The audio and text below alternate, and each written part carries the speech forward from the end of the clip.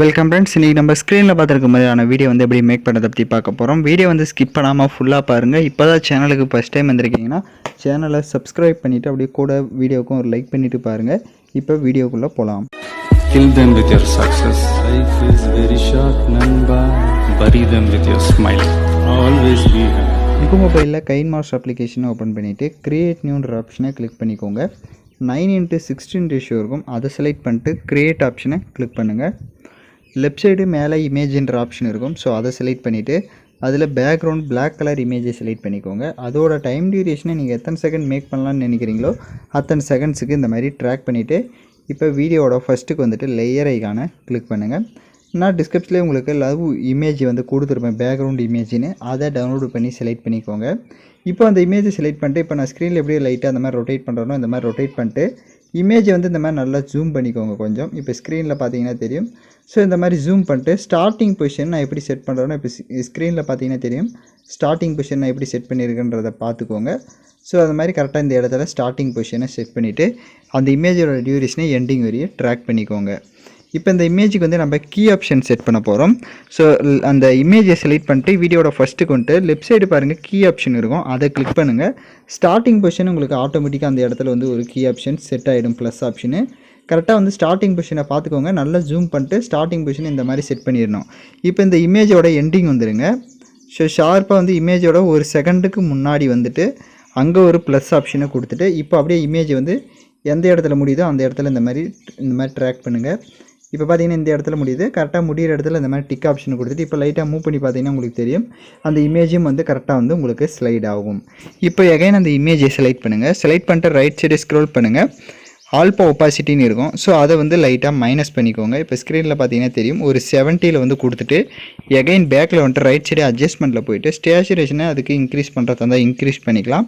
அப்படியே அட்ஜஸ்ட்மெண்ட்லேயே last option போயிட்டு அதோட பேக்ரவுண்டில் இருக்க அந்த கலர்ஸோட இதை நீங்கள் வந்து சேஞ்ச் பண்ணணும். உங்களுக்கு வேறு கலர்ஸ் வந்து நீங்கள் சேஞ்ச் பண்ணணும் அப்படின்னா என்ன கலர்ஸ் தேவையோ அந்த கலரை வந்து நீங்கள் செட் பண்ணிக்கோங்க. இல்லை பிங்க் கலர் விட்டாலும் விட்டுட்டு இப்போ எகைன் பேக்கில் வந்துட்டு டிக் ஆப்ஷனை கொடுத்துட்டு வீடியோட ஃபஸ்ட்டுக்கு வந்துடுங்க.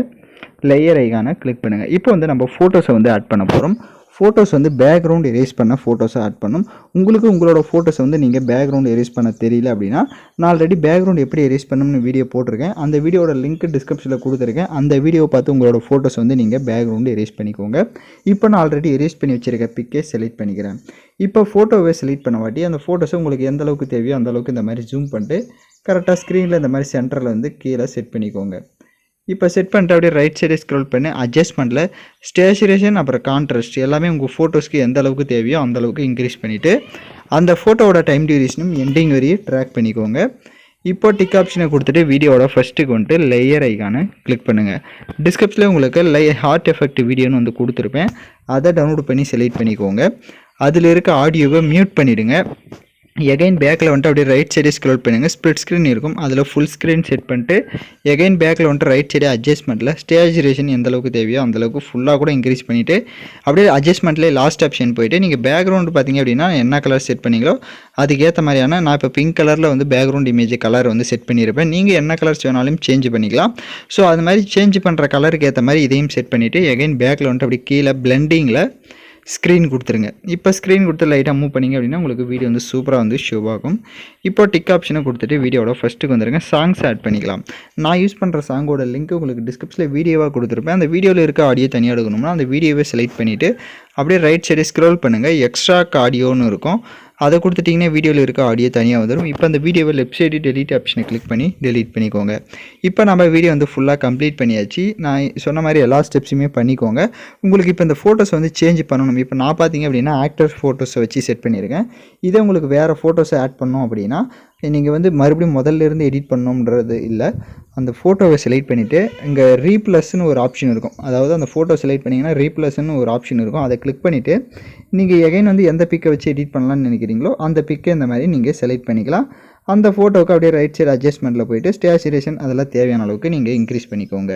ஸோ நான் சொன்ன மாதிரி கரெக்டாக வந்து ஃபோட்டோஸை சேஞ்ச் பண்ணுறதா இருந்தால் அந்த ஆப்ஷன் யூஸ் பண்ணி நீங்கள் சேஞ்ச் பண்ணிக்கலாம். இப்போ வீடியோவை ப்ளே பண்ணி பார்க்கலாம். இப்போ பார்த்தீங்கன்னா வீடியோஸ் வந்து சூப்பராக நம்ம மேக் பண்ணியாச்சு. இப்போ வீடியோவை எக்ஸ்போர்ட் பண்ணிக்கலாம். ஓகே ஃப்ரெண்ட்ஸ், இந்த வீடியோ பிடிச்சிருந்தால் லைக் பண்ணுங்கள், ஷேர் பண்ணுங்கள், சப்ஸ்கிரைப் பண்ணிட்டு கூட இருக்க பெல் பட்டனை கிளிக் பண்ணிவிடுங்க. அப்போ தான் நம்ம சேனல்ஸில் போடுற எல்லா வீடியோஸோட நோட்டிஃபிகேஷன்ஸும் உங்களுக்கு உடனடியாக வரும்.